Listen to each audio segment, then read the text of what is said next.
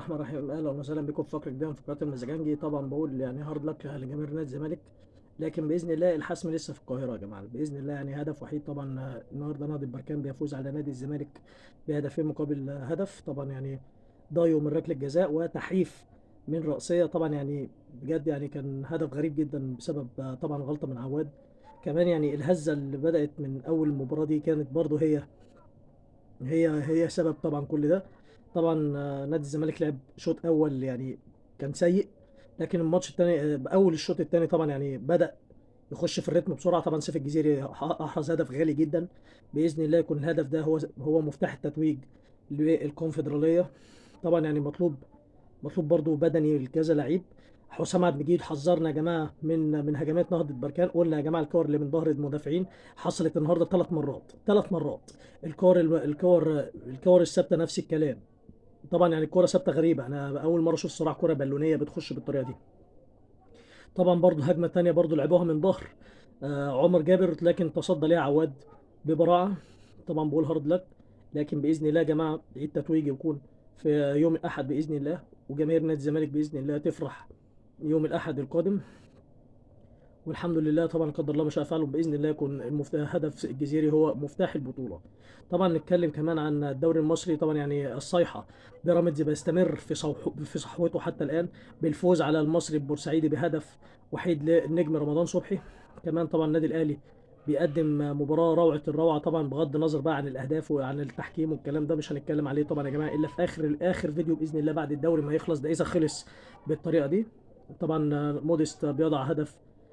طبعا ماجد هاني بيضع الهدف، بيتقدم للبلديه. طبعا كمان بيتعادل عمر كمال عبد واحد، وبيضع انطوني موديست الفرنسي الهدف الثاني في الدقيقه 100 107 ولا 108. طبعا يعني مبروك للنادي الاهلي قبل طبعا بروفا اخيره قبل مباراه قبل لقاء نادي الترجي السبت القادم باذن الله. طبعا كمان في الدوري الايطالي. طبعا يعني امبارح ميلان بيفوز على كالياري بخماسيه، وطبعا بيعزز الوصافه. خلاص طبعا يا جماعه الدوري الايطالي خلص بالنسبه للانتر. الدوري الفرنسي كمان منذ قليل توج باريس سان جيرمان وحافظ على اللقب بتاعه. كمان باير ليفركوزن بيعزز الرقم بتاعه، بيفوز النهارده كمان في المباراه بتاعته. طبعا كمان معزز الرقم القياسي بتاعه ب 50 فوز متتالي. كمان من النهارده الصراع الثنائي يعني مانشستر سيتي امبارح بيفوز على فولهام برباعيه مقابل لا شيء. النهارده طبعا الصراع يحتدم. طبعا كمان النهارده ارسنال بيفوز على مانشستر يونايتد بهدف نظيف. طبعا يعني الصراع حتى الان في الدوري الانجليزي. الدوري الاسباني حسم للريال، الدوري الايطالي حسم للانتر، الدوري البرتغالي سبورتنج لشبونه، الدوري السعودي كمان النهارده الهلال بيحسم الدوري السعودي. طبعا الدوريات كلها بتتحسم واحنا محلك سر. الدوري المصري ماشي في البطيخ، فربنا يستر. طبعا دورة الترقي طبعا يعني سبورتنج بيصعد على حساب المنصورة بركلات الجزاء. طبعا يعني هارد لك طبعا جماهير المنصورة، كان نفسنا الصراحة نكون موجودين. كمان طبعا يعني بنتمنى نادي الزمالك باذن الله يفرحنا. نادي الاهلي طبعا عنده مباراه يوم السبت الجاي امام الترجي في رادس. فطبعا بنتمنى التوفيق للنادي الاهلي، وبنتمنى طبعا ما زلنا بنتمنى ان يكون في سوبر افريقي بنكهه مصريه. يعني عايزين نشوف الاهلي والزمالك في السوبر الافريقي باذن الله، وباذن الله نشوفهم في السوبر الافريقي. طبعا كمان يعني النهارده طبعا يعني كان يوم مليء طبعا بسبب مباراة الزمالك بإذن الله.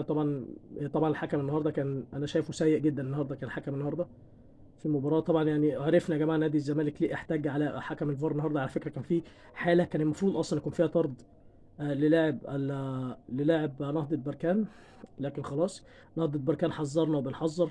طبعا المباراة الجاية مباراة العودة هتبقى مباراة عصبية جدا بالنسبة لنادي الزمالك. نادي الزمالك هينزل مندفع، لكن ما ينزلش مندفع عشان نهضة بركان ممكن يعني كلنا عارفين معين الشعبان هيفرش ال 11 لعيب ورا.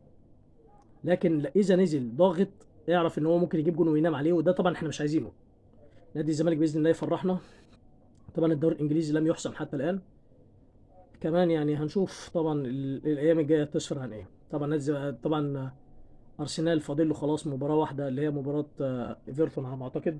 نادي نادي مانشستر سيتي فاضل له مباراتين اتنين يفوزهم باذن الله يتوج بالدوري، وهو توتنهام وويست هام. طبعا دي كانت نهايه فقرتنا، شكرا، السلام عليكم.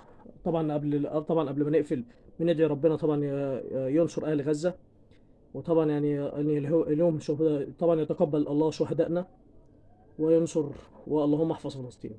السلام عليكم.